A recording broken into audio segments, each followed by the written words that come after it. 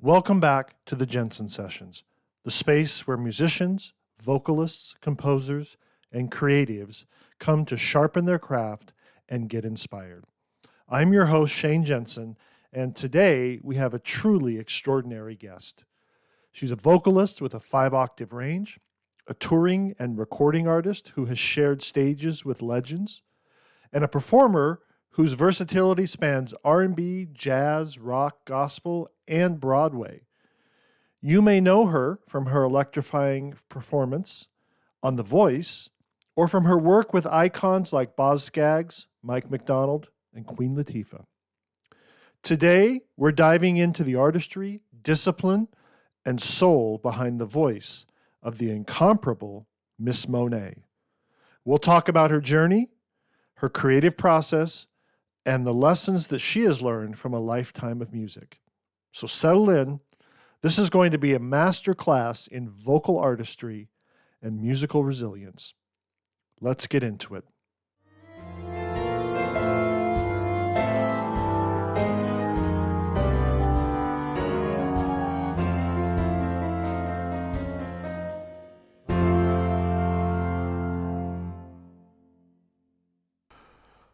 Well, this is an extraordinary show today because I am so privileged to welcome someone that I truly admire and I have worked with on several occasions. She is has a tremendous voice. She is the magnificent Miss Monet, and I would like to welcome her to the Jensen Sessions today. And I'm very excited to see her this today. Hello. This is awesome, Shane. It's like crazy. I'm finally on the Jensen sessions. Yes, the Jensen Sessions, brand new, just starting it out, and so hopefully this will give some information for people that they may Yeah. not have known, and just really be extremely helpful. So, Yeah. for those of our audience who may not be as familiar with Miss Monet, why don't you tell us a little bit about your background, some of your early influences, how you got started in music, and what really drives your passion?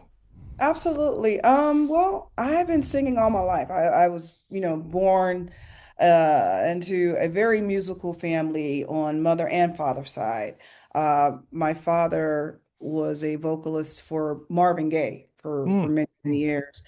And his mother was a classically trained pianist and vocalist. mhm, Then my mother, uh, awesome vocalist and everything, grew up with a very heavy gospel background. Parents were, my grandparents were gospel promoters in the Bay Area, and my grandfather also was a Baptist preacher as well. So, with the mixture of growing up as a preacher's kid and all the gospel, she had all of that, so you had all the, gospel artists coming through them, especially being promoters. So she had, people like the Mighty Clouds of Joy and the Caravans and, all these, different gospel quartet groups coming through, Sam Cooke mm, so people like that. And she grew up with that environment. And they all were able to either play an instrument or sing or do both. So, both parents having this thing, when I came in, into the being, it was just an innate thing for mm. me. So I've always just been involved in any aspect of music. It was always just there. And so, where were your first experiences with music? I mean, did you sing, in public? Were you at the church environment? Where is it that you began your singing career? Singing career, I mean, let my mom tell it. When I was born, I came out singing the highest note. Mm. You didn't cry. You came out, you were singing. Right. Um, but my mother said it was always, she just knew. I was always the kid that didn't want to go out and play with kids, Mm. at, 3, 4. She said I would be in the basement because that's where my father and his group would rehearse, and they had the mirrors up and the record Mhm. player in the corner. She said you were playing the records, giving concerts to your stuffed animals. Mm. That's what you wanted to do. And she was like, don't you want to go outside and play? And you were like, no, I just want to play the records. So she knew, she said, I just knew that's what you were going to do. And as I just grew older and everything, I think at 7 is when it really started to resonate to me. Mm. Uh, Mm. Singing, Okay. it was always around, but now I'm finding myself drawn more to wanting to do it. And when I when we moved from Oakland to a city called Pittsburgh, where my grandmother was, start going to church and I was in the choir, and my cousin Barbara Jean Davis, she gave me a solo. She said, Mm. Here's your solo." So I had my very first solo at 7 years old in church, Oh, and wow. it just stuck. I knew it. I knew that's what wanted to do, was the bug at 7 years old. And like shortly after that, I did like my first citywide concert, citywide talent show Oh, wow.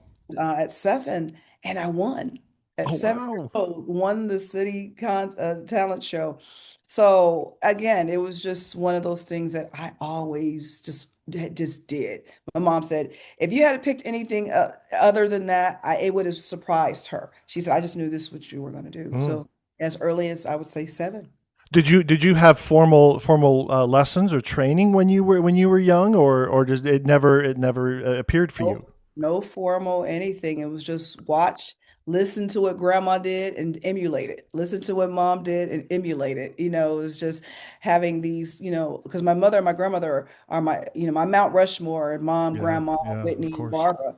But, growing up in this environment where singing was all the time, I hear it every day, whether it was in a choir rehearsal, or my grandmother, again, she's the first lady of a church and always singing. And my grandmother was famous for her voice, and my Mm. mom.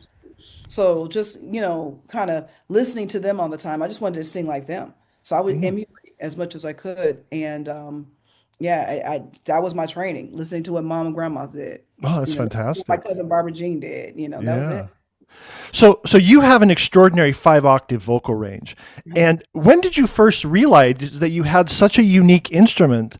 And how did you develop it? Are there specific techniques that you use to keep your instrument in top condition?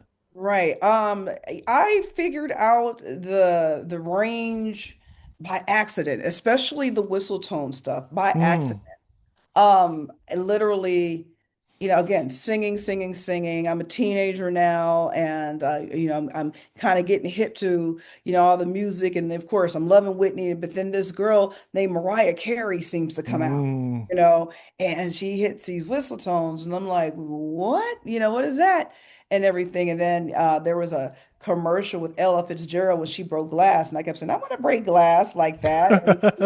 And so it was, and then my mother was like, "Well, if you like Mariah," she started playing me Minnie Riperton, and so I started listening to a lot, Minnie Riperton and everything. So those were my first like, okay, influences of how this tone. And I remember my best friend Holly and I were in the kitchen one day, and I had to be about maybe 15 years old, Hmm. 15, Hmm. 16. And again, it was like right, so maybe about 16, because Mariah just came out. And I can sing, but again, emulation, emulation, emulation. And I think the song was on, we were in the kitchen, and I just did the note, and I just hit it. And then I did it, and I was like, and my best friend, she looked at me like, "Oh my God, you hit the note." And I was like, "I did." She's like, "Do it again." I was like, "I don't know what I did. I don't Mm. know." And Shane, honestly, to this day, I cannot tell you how I do it. And I, it's just trial and error for you it, then. it just was, she went, and I just went, I just did it, Yeah. and I was like, and she was like, "Do it again." And I was like, "I don't know what I did." I couldn't put anything technical behind what I did other than just going for it and trying to Yeah. emulate what I could hear. Yeah. Um, but when I realized I can do it, then I made it a point to really, really, try to own it and figure it out as best as I could. Right. Um, Again, not having any formal training or anybody to kind of help me dissect it. I had to figure it out on my own. What can I do to make it work, or how do I, and I just know what now. It's just like I just know what to do. Hmm. But Hmm. then it was a mystery because I Yeah. honestly didn't know what had just happened. So Um, were you involved in music in high school? I mean, did you do shows in high school? Were you part of the I did. choir? I did. I was in, I mean, from the time I was in elementary school all the way up to high school, there was always a choir. Mm. Shout out to our musical teacher at the time. His name was Mr. French. Mm. And Mr. French would go around the city and go to the different schools and put teach the choirs, the different songs and put in different productions and everything. And elementary school, fifth grade, I was in a production then, doing the lead, and then to get into junior high, and now I'm in the junior high choir and doing all that. And same thing, the production there, getting to high school, Mhm. same thing, choir. That's when I, was opened up to like Mozart's Requiem. That was our whole, Mm. for that, my senior year, our whole thing was learning Requiem. Oh, So wow. just going through all of that. But that was pretty much it, you know what I mean? And then of course singing in choir in my church and all that. Hmm. Hmm. But that was, there was choir, there was productions that I did in high school or all throughout high school, school years, period of Yeah. just, yeah. Well, it's interesting that you say that you did the Mozart Requiem because many wouldn't associate that particular work with, having looked back at the body of work that you've created. So, how do you transition genres without losing your identity that you Wow. wanted? Well, the cool thing about it is like, knowing that I did Requiem and understanding, just the whole brilliance of, Mozart, Hmm. imitate, just, and then it opened up Bach and everything else. And um it became a challenge because Hmm. it was, I mean, to have to sing in this, not, this unique, beautiful Latin language, you know what I Yeah. mean? And not current, like old Latin, to really understand. And then, I haven't explained what's going on, in these signature pieces and what was, the movements and all that. And just really, really understanding that. It was a challenge. Mm. The beautiful thing about that is I took that with everything and every genre that I would come into contact with as a challenge. If I can sing Mozart's Requiem, I can sing everything. I can sing Mm. this, I can sing that.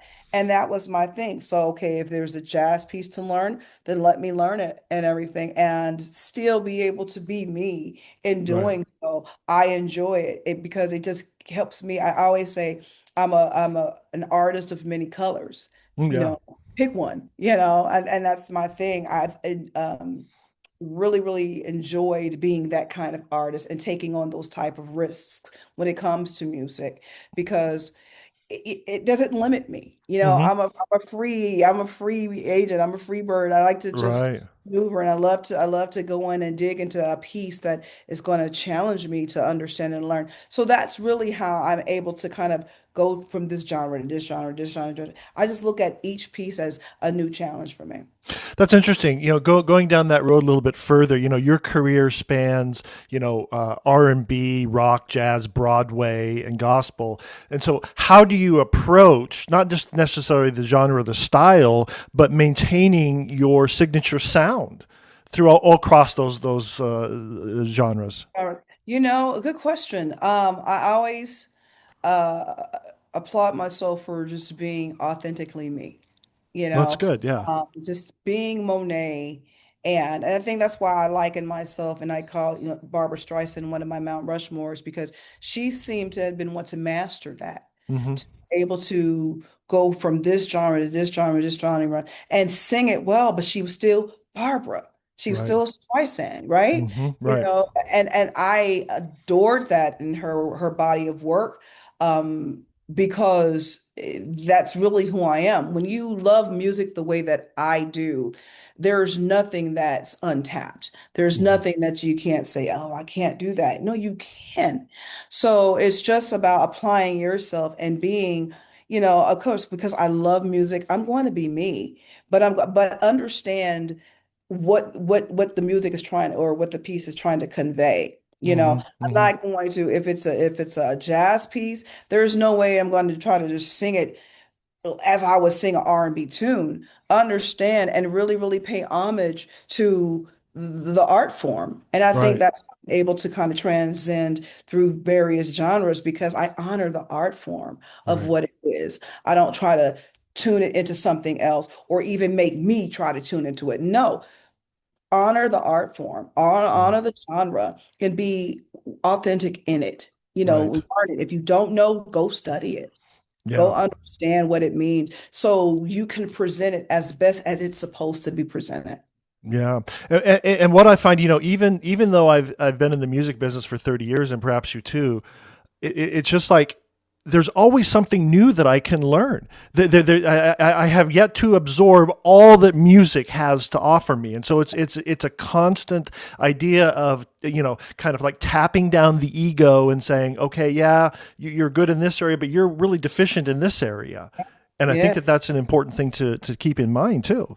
It keeps us grounded, but no matter what you learn or how much you know, there's still more to know. There's still more to learn. There's still more to gain. Right. So I've never been one to just say, okay, well, I accomplished this and I accomplished that. I can sit back and no, no, no, no, no, no. There's so much more that I can learn from someone else. Okay, well, look at it this way. Okay, oh wow, I didn't think of it this way, or I didn't listen to it this way. When I break down certain pieces and everything, I'll call someone, like if I don't understand it, I'll call someone that I know, is probably a bit more well versed than I am in that and Right. say, explain this to me. Give me some insight. And they'll break it down to me. And I'm like, thank you. That helps. That helps me understand the direction it needs to go in or direction I need to place myself in it. And it's always room for growth. If you stop growing, you just go ahead and kill yourself and just fall off the earth. Yeah, exactly. You've toured with some legendary artists like Boz Scaggs, Yeah. Michael McDonald, Queen Yeah. Latifah, Huey Yeah. Lewis and the News, Yeah. and you've even performed for a United States president, Yeah. Yeah. A couple of a couple them. of them. Yeah. So, what performance or tour has shaped you the most as an artist? How have those experiences helped you? The beauty of all those artists is each one of them gave me something different. I was able to just kind of draw from each one of them. But if I had to be like my definitive, I would say it would be Huey Lewis in the News. Mm, It's because they took a chance on a 17-year-old girl with unexperience, and brought her into the fold. Not only did they bring me into the fold, they showed me how things are supposed to go, how businesses are supposed to run, how I'm supposed to be treated as an artist.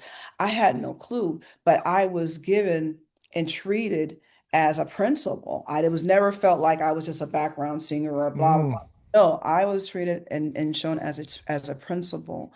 And they took me by the hand and showed me the ropes. And it helped me because now, as an artist, as a leader myself, and I have band members and everything, I know what to do for them. I yeah. know how to treat them. I know how to appreciate not just, I'm on the stage and I'm singing, but my sound guy, my monitor person, my lighting person, I know how to say thank you, and give them their props too, because if I don't sound good, if I sound good don't make me sound good, then your experience is terrible. Yeah. It's like, okay, you got all these things work hand in hand. Huey Lewis and the News showed me the importance of that, Mm, of knowing that your sound guy is equally as important as the drummer. It's equally as important, da da da. And that's the way we moved as a unit. So mm, to kind of grow, uh, come in, just green, yeah.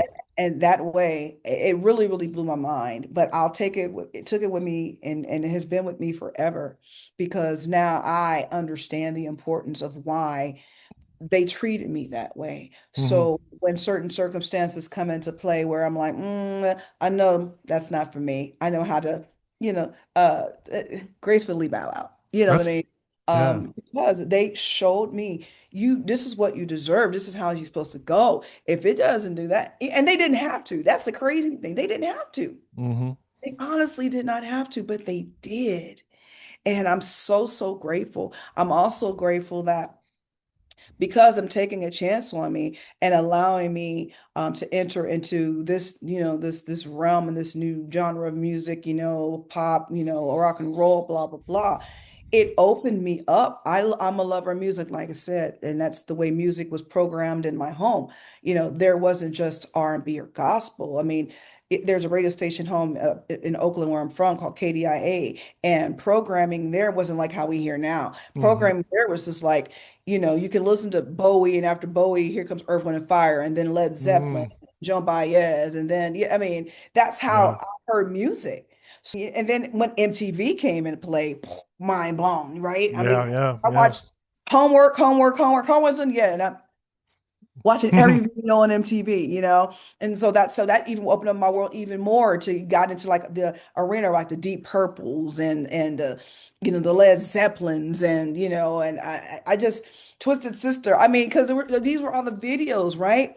And so it just and then when 80s music came into play, now we got Flock of Seagulls and Johnson and Human League and Yeah. and Yeah. B-52s. I mean, but all these different specs of music, I loved it, and that's what I enjoyed. So it opened me up. So when artists like a Kenny Loggins approaches me to come sing with them, a Faith Hill and Tim McGraw asked me to sing with them, Steely Dan and Adonald Fagan, Michael McDonald, all these artists, Aditi Bridgewater, when they asked me to come sing with them, I'm like totally in because I invested in the music. But Yeah. that comes Yeah. from Huey Lewis and them opening me up and allowing me that freedom to appreciate not just the music being played, but just the whole art and the whole everything. And it just opened me up. So I always have to bring it back to Huey Lewis and the News. And that was one of your first tours, wasn't it? Was that your first tour? Yeah. Very much so. I literally graduated from high school, crossed the stage, had a graduation party, and then 3 months later, I am in Europe. Yeah. How fortunate to get under the wing of someone as nurturing as Huey Lewis and to have, a star, arguably he was quite the star at that point, Yes, and right. I and he mean, was absolutely. I mean, harder rock and roll was beaten for real. yeah. Uh, and these are, guys again, MTV, right? So, I mean, do you want to see? I wanted to sing "Heart and Soul" is like one of my Mhm. favorite Huey Lewis songs, right? I wanted to sing "Heart and Soul." I wanted to sing that. You know what I mean? Yeah. This was great for me. I was like so excited. If this is it and all the things like that, and boys are back in town, they would end up with, Yeah. Yeah. it was just like all this great, great music. Um, but again, just for them to take that chance on me, because Yeah. there were auditions and they were looking for vocalists because they had did this retro throwback record, and that was what opened it up for me to even have the opportunity. And this was the first time that they, as a band, opened it up to have additional vocalists because they all sing. Yeah. All the Yeah. stuff he recorded stuff is just the guys. So this is the first time opening up to have some lady vocalists with them. And again, you had way more seasoned people than I was at the Yeah. time. And So it did you just have to audition? Did you audition for them? What they was did. that experience like? Because some of the listeners might like the interested in how when you walked into the room, what was it like? That was crazy because it was my very first. I mean, I did other little things, but this is like my first main major audition. And I remember, showing up, and they had kind of gave us some, some little songs to kind of, work on prior to whatever. And then I got there, and then, we sung through, some of the couple of songs like that they were rehearsing over. And we did that. And then they were like, okay, is there something, you can just showcase your voice and everything. And I think I just sung like maybe Aretha or something like that, Hmm. Hmm. just to give them just a little bit of that. And they were like, oh, okay, okay. And the next thing that they was like, yeah, the, Yeah. the the kid, we want the kid. And I remember asking Johnny Cola years later, like, what made you guys, I'm curious, what made you guys pick me? Like, I had no experience. And he said, the moment you opened your mouth, Mm. we knew. Mm. We were like, this kid, Was her, he in the room? yeah, they were all there. Oh, really? All Wow. the whole guys were That's there got like to that. be stunning.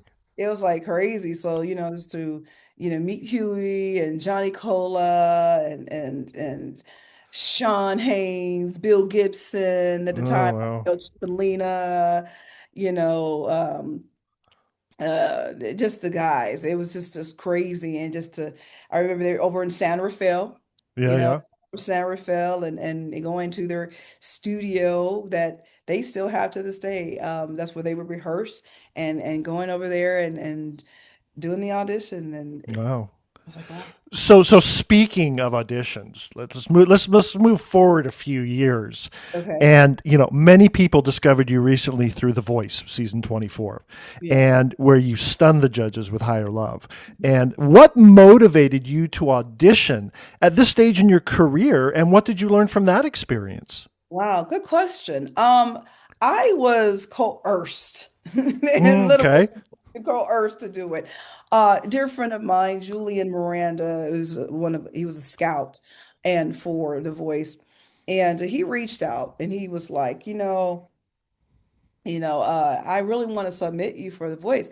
He said, you saw what it did for our girl. Well, the girl he was referencing was one of my big sisters and mentor, Miss Wendy Moten, Okay. who was on season 22, who actually came down to her and another group, and she should have won, but nonetheless.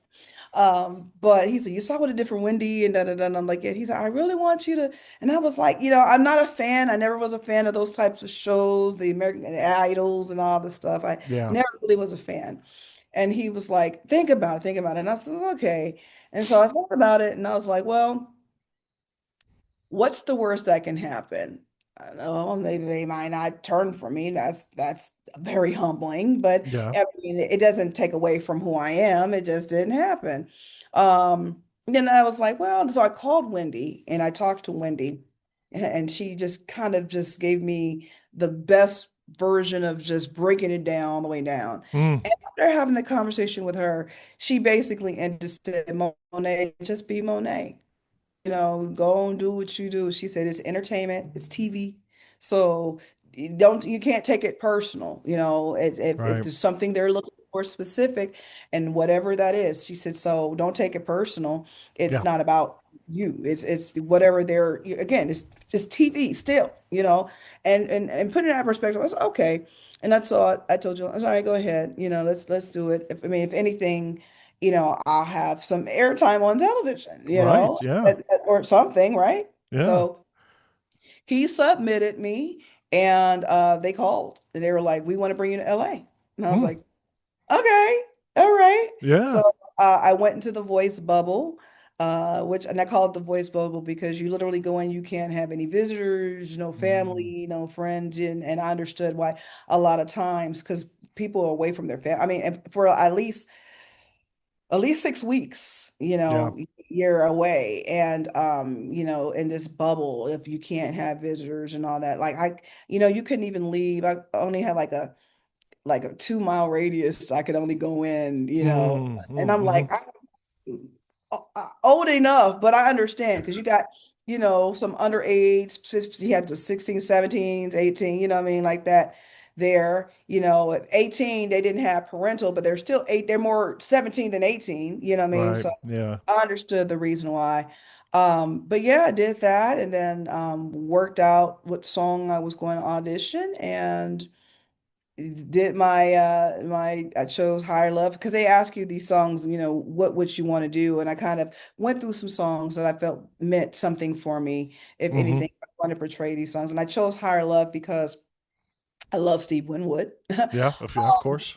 But I would do that song in Boz's show, uh, when Boz would feature me in his show, and I just remember the response, how it was just a great song. You know what I Mm. mean? Yeah. Everybody loves the hook. Bring me a higher love, Yeah. that, and then when you listen to or really pay attention to the lyrical content, it higher love for me. It's like, I always reference it back to, to God for me, you Yeah. know, Yeah. Yeah. higher Sure. love. There's no higher love. I can, what's best. And that's just how I felt, God, this is me and you. So if I'm Right. gonna give you glory here's a perfect opportunity to do it. So I chose that song for a couple of reasons and they chose it as well. Yeah. And what was so fascinating about that experience, for me, is that you had worked with several of the panelists at one point or another. That was crazy. I know everybody was like, "What?" Yeah, yeah. Gwen Stefani, I had worked on her Christmas record. Yeah. Had did that, and which was really really cool. And that's why I did. She when she was turned, she says, I would really like to work with you." And I was like, "Well, we kind of already did. Yeah. You weren't there, but we kind of already." did her, told her, she was like, oh my God, and everybody like that. And then Reba, I had met Reba when I was with Faith Hill and Tim McGraw. So I Yeah. had met her. I didn't know Niall, but John Legend and I almost worked together because my cousin had produced his Christmas record and he called me to do vocals, but I was on tour. So I Oh, couldn't. okay. Yeah. So it was like these, these moments, right, that was Yeah. happening. So yeah, it was that was always a fun moment. I got interviewed a lot about that. Like, so Gwen didn't know who you were. She wasn't us. Let me explain it. Let me explain it. In Yeah. Yeah. situations like that. And the vocal part, you just kind of like, you're standing there waiting, Yeah. and you're like, what are you gonna do? And they ask you like the night before, or who do you pick? Right. Who's your first, second, third, fourth choice and everything. And I had ranked them and I told them, but right before I walked out, I changed my mind. Oh, wow. No That's one knew that. amazing. I just changed my mind and chose Reba as my first choice. And she turned. And I was like, here we go. That's great. You know, one of your latest projects, you released the Munificent compilation EP, which Uh-huh. showcases songs like "Groove with You" and "Celebrate." So, what inspired the sound and the message of this new work? Celebrate was written. I had wrote it before I went on The Voice, but we hadn't released it yet. And so when I came off of The Voice, I just was in this very celebratory moment. I felt like I had accomplished something that was worth celebrating. I humbly and put myself out there vulnerably, in this position to showcase and let the world see who I was. Which can be a scary thing. I wasn't afraid of it, but it is you are very vulnerable, Yeah, to what's going on. The whole time you're singing, you're like, okay, are they gonna turn? If they don't turn, I gotta accept that too, right. In the end, I mean, I had battles and then I was like, didn't, okay, well, bye, that's it for you. And then they call me back, and then it happens again. But you have to take the losses as well as the wins, and I didn't look at anything as a loss. I always looked at it as you know everything is a win for me. Right. It's like you just take this and say, okay, what do you do with it? So again, completing the voice, I just felt very celebratory. And so we referenced back to celebrate. And I was like, now it's time to release this song. I just Yeah. want to celebrate. Like, look what I did, look what I accomplished. So many people were inspired by my appearance on the show. No, Uh, absolutely. Yeah. I represented a lot, what I mean? A woman of color, a woman of, ageism, because I was the oldest contestant. Yeah. Um, the experience, all these various things. And I kept getting emails and messages from people from everywhere saying, thank you. Yeah. Thank you in this voice. Thank you for being that person for me. I had mothers who always wanted to sing, but the families and all that, and they pushed it behind and they put it on the backside and everything. And then they said, I inspired them to say, hey, it's never too late.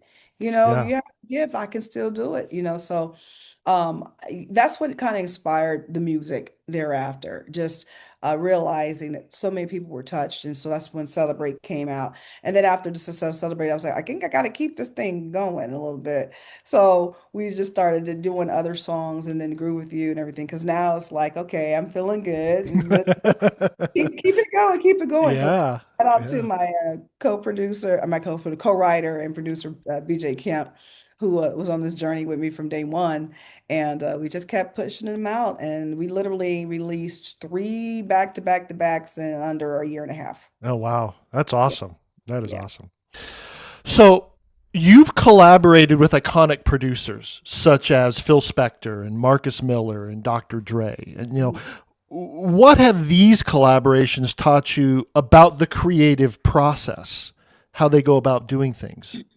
Wow. I mean, when you're sitting there with masterminds like that, you just watching their processes, how they're inputting, and what they're hearing, and then how they express it to you, and in order to kind of orchestrate what they want, what we now hear on record. It was beautiful to watch, just to sit back and watch them, you know, take on these compositions and turn them into these pieces, Hmm. right? Hmm. And it's always try this. Okay, then okay. You know what? go back, try this, do this, da, da, da. Their mind is constantly just triggering, right? You're like just going, going, going, going, going. I'm like, and you can see it, and then when they have a unit in there that's really, really, giving them the life that they want, what they're hearing, you can see the excitement just build up, build up, build up.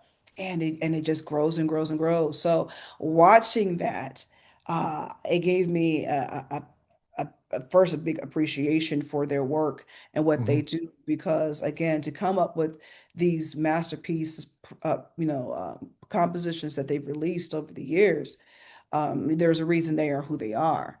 Again, when you understand um, the assignment of Hmm. what the song is supposed to give and what it's supposed to do, um, that's what happens. And they understand the importance of it sonically sounding good, feeling good, everything. They want that picture to be painted, right? They want you to feel it and allow it to be fluid and everything. And so you can see them understanding and knowing, how to make it flow. You Yeah. know, and that's what I enjoyed working with them individually. Um, but ironically, collectively, they all had that in common, understanding the assignment of what the song needed to give. Yeah, and it's interesting. It's interesting. You were talking about earlier how you worked with Funny. Gwen Stefani. So what happens is that you said we worked together on a project, but we weren't in the same room together. And I think people somehow seem to think that it's like the old days where everyone's in a room, all the musicians are there, and you're all laying down tracks. But the reality is you've got the drum in its own little separate room. You've got the keys probably in this room. The vocalist comes in. Maybe the background vocals come in, 3 or 4 days later to lay down the track. Mhm. How does this process either hinder or help the creative when you're trying to feed off of others' energy? Um, I'm a lover of just everybody getting in there and vibing, Hmm. making it happen, because I'm looking at you and you getting gems out of it. And I'm like, yeah, Hmm. I love that kind of energy. But I also understand the importance of, you know, being separate. And I take that for like I did this thing called I wish they still did it too. And I did it alongside David Page and Steve Jordan. Movies Rock. They had Hmm. David's Movies Rock thing where they were taking iconic movie soundtrack songs and they redone them and everything. And I was doing the vocal sessions for the artists. One in particular was Somewhere Over the Rainbow, that Mm. Beyonce song. And, but I had to record it and we did it at Capitol Records. Oh And wow. it was crazy because, I walk into Capitol, you have the whole crazy string section over here and all that. But where I was singing, I was isolated in a whole other room. Oh yeah, yeah. I couldn't see them, and I was just like, oh, I can hear it. It was lush, it was beautiful, and I sung beautifully. I was God, what if I was able to be in there and looking at them and watching the Yeah. whole moment. So you do miss that. I think, Hmm. it can take away the magic, maybe, I guess, Right. Yeah. of just being influenced by not only what you're sonically hearing, but you're watching it unfold. You're watching all this magic just surround you and absorb you in, So like I said, I've always been a lover of just wanting to just all just kind of get in there like that. But there are times when you do have to be separate.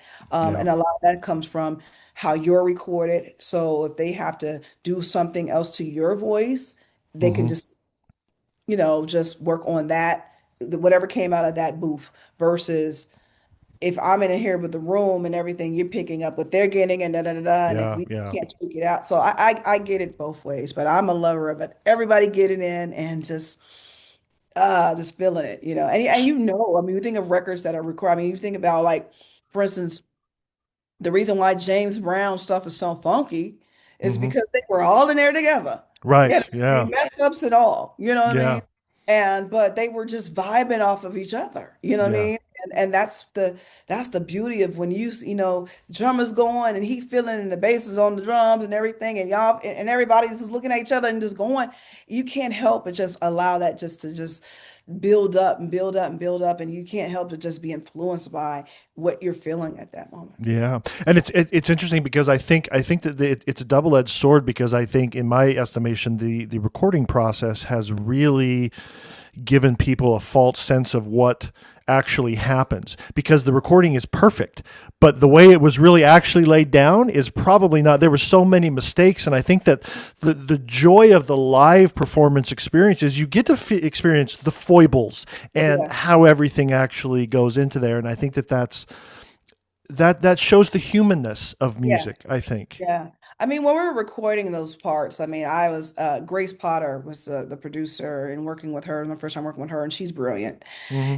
And you know, we're coming up with these I mean, amazing arrangements. I mean, lush, crazy lane.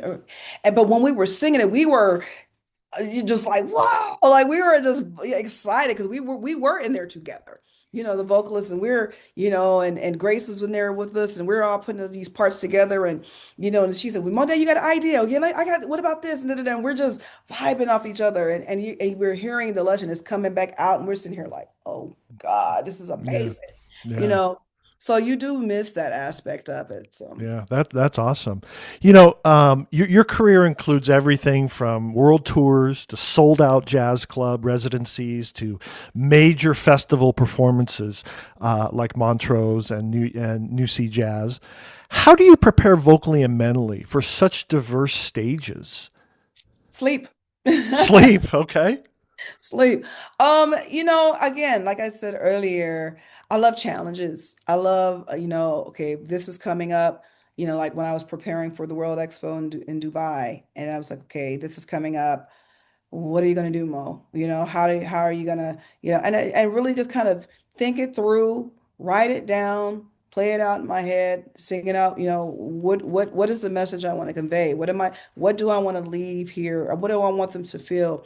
You know, when they at the end of the show, how are they going to feel about me? You know, I want to be able to give them some, be like, wow, that was an experience. That was a da da da da.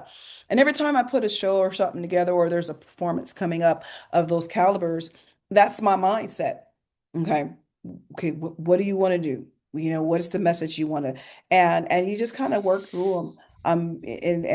But you don't obsess over them. You Hmm. know, you want to obsess over them because when you obsess over them, it'll never be right. You know, and you didn't, and now you're really just, you know, putting yourself in a freak out mode. I try to go in and I go in every scenario as calm as possible because I'm like, look, I got the gift. This is what I'm going to do. This is the way I'm going to Right, go. And this is the way it's going to happen. It's going to be perfect, even if it's not, you know, and you just kind of have to have that mindset. And just, you know, again, just be mindful of it, get your rest, you yeah, know, make sure your voice is intact, you know.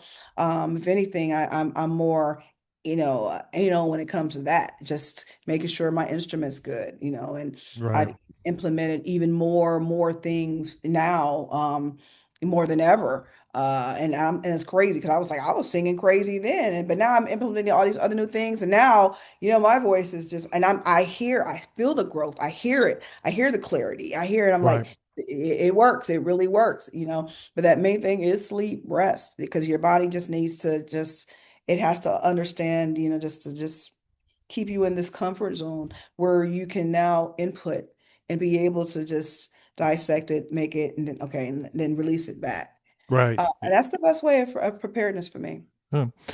So your journey reflects resilience, longevity, and reinvention, Yeah. especially your recent spotlight on The Voice. And what advice would you give to artists who feel that their moment hasn't come yet or might have passed?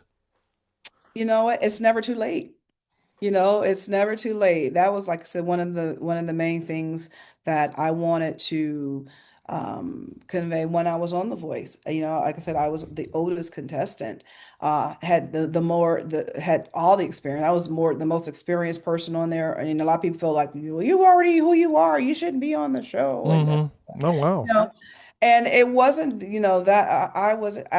and I'd always said, I mean, they're not going to let me win. I had already said that. But if anything, let me be an example of what it looks like to never give up on your dreams, to never stop growing, wanting. If you have the gift and this desire of your heart, who says because you are said age that you can't? Right. No, nobody and everything. So I really went and represented like again ageism. I really wanted to be, the face of that for the show in retrospect because I want people to always follow their dreams. Don't Yeah. think that it's never too late. It's never too late.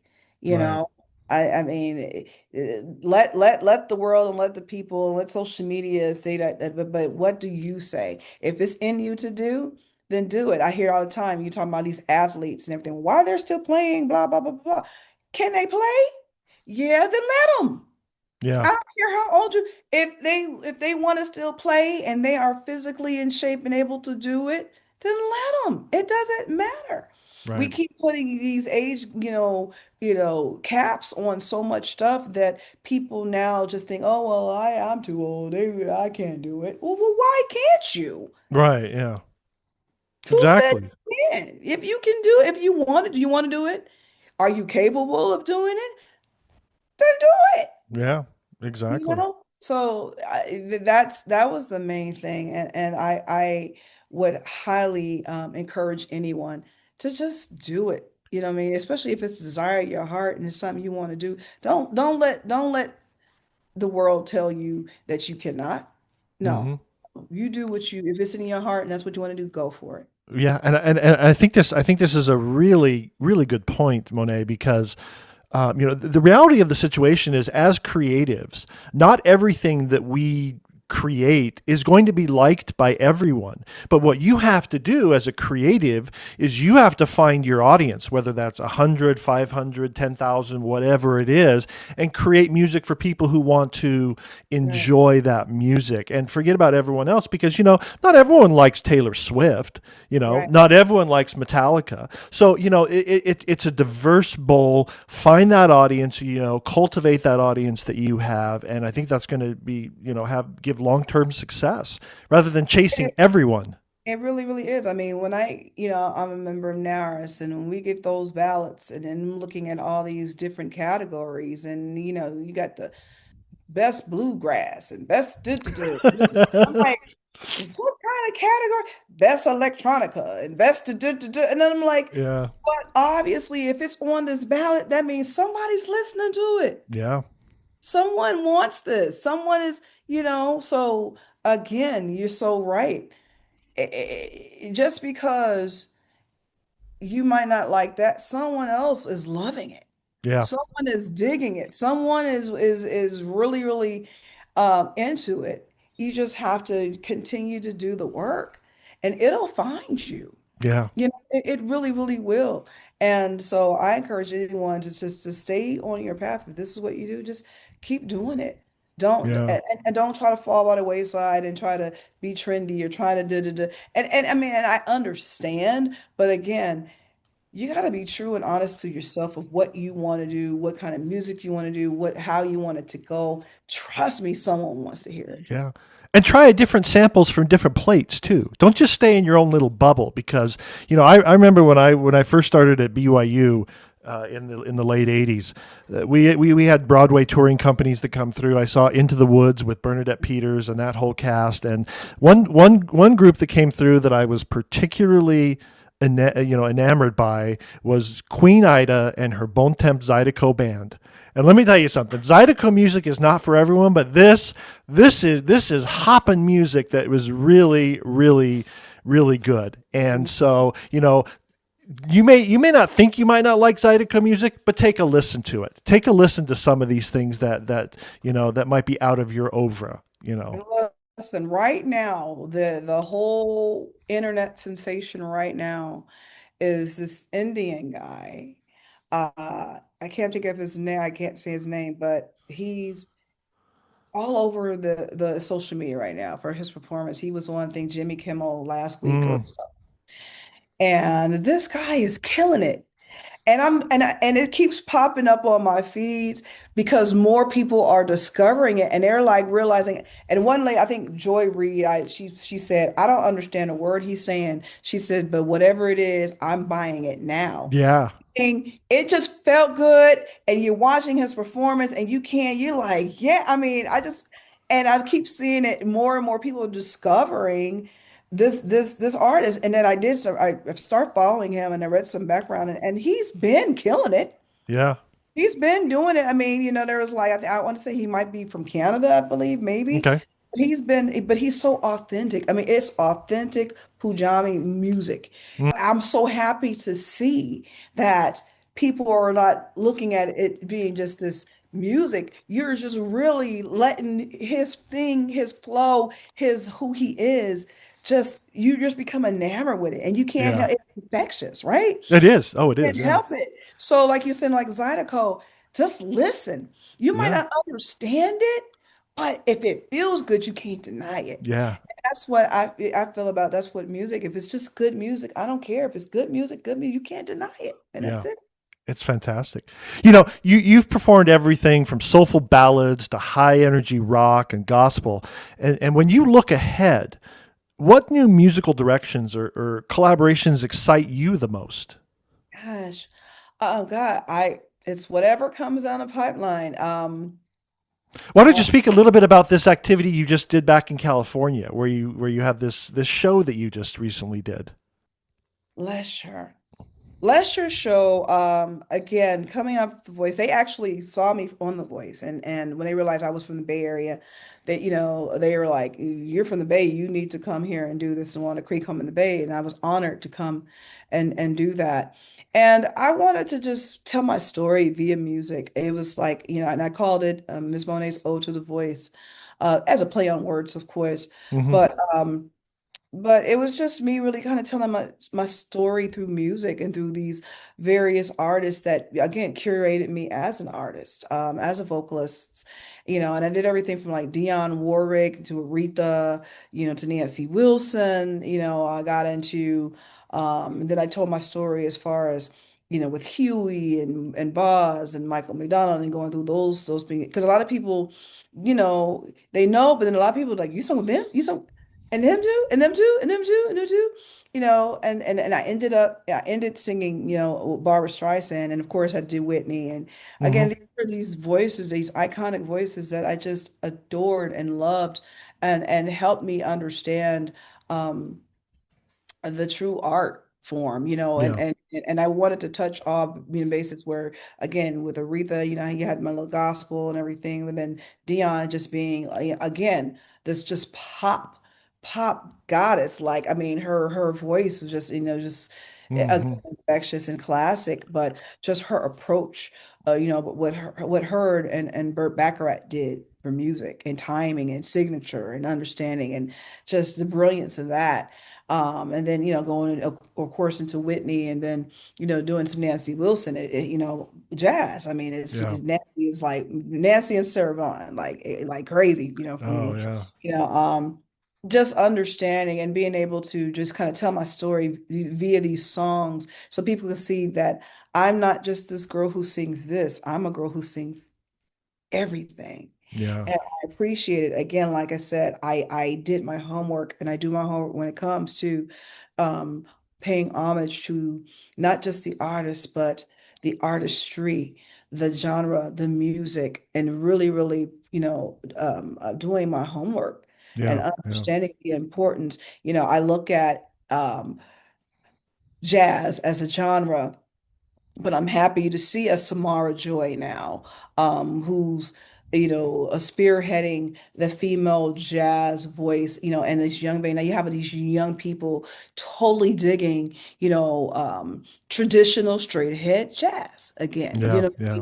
We have, we loved Take Six of what they did vocally, but now we have these other, uh, vocal a cappella artists and groups coming out. I saw something from these kids from Berkeley doing this whole little, it is called, I think they were called jazz opera or something like that. It was crazy, Yeah. and I'm seeing just the love of this, them just really loving and appreciating the art form, you know what I mean? And it makes me happy because again, you know, that's what like the Ellas did for me and Billie Holidays did for me and the Sarah Vaughns and everything. But then there was this, for me, there was this kind of missing block after them who was next. But then that's when I discovered a Dee Dee Bridgewater who Mm. in my Yeah. life and helped me understand and expand it out over some more.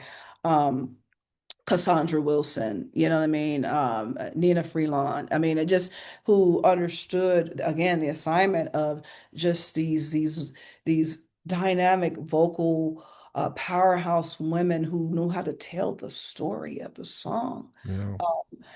It just kind of connected the dots for me and everything. And then we have the Samara Joy now, who's just in this new school and is bringing these young people back into us appreciating this art form again. Um, that's always been a thing just to make sure the preservation of the art forms and the genres remain, and it's important that we understand not just your favorite genre, but get, like you said, go listen to something else. Yeah. Listen to, to understand it. You don't have to like it, but listen to it so you can Right. have an understanding of it. You Right. know, it doesn't have to be your cup of tea, but you can see, but I get it. I get Yeah. it. I understand. You know what I mean? So yeah. Yeah. This has been quite the conversation, Monet. We have explored some tremendous things, and I have had the privilege of working a couple shows with you. We did Aretha Franklin, we did some Whitney Houston, and I can certainly attest to your professionalism and your preparedness when you get on the stage and the quality of the voice. So, where can people find out more about you and performance dates if they want to come out and experience the Monificent Monet? The Magnificent. All right. Yes. I always say, start with my website, missmonet.com, msmonet.com. Start there. Everything's there. Performances, my calendar's there, what I'm doing, where I'm going to be next. I always put it there because I want you to go to the website, and everything. And then you can read more about me. My bio's there. There's videos there. I have an expose video. You can know about, my beginnings and my start. All that's there.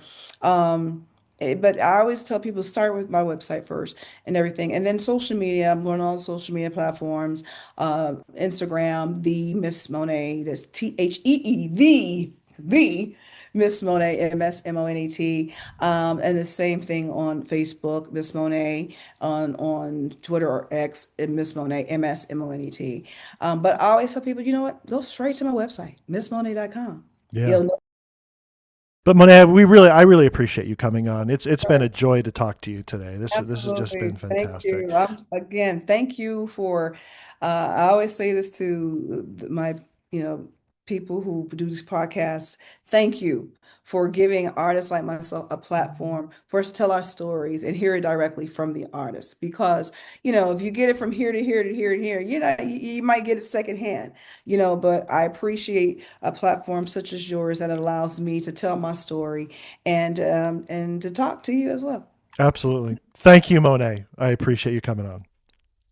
Thank you for watching this episode of the Jensen Sessions. I hope you enjoyed it as much as I do. Miss Monet had a lot of information and knowledge that we can all learn from. If you like this video, please like, subscribe, and share. And if you'd like to leave a comment, please do so. Would love to hear from you. And I'll see you in the next episode.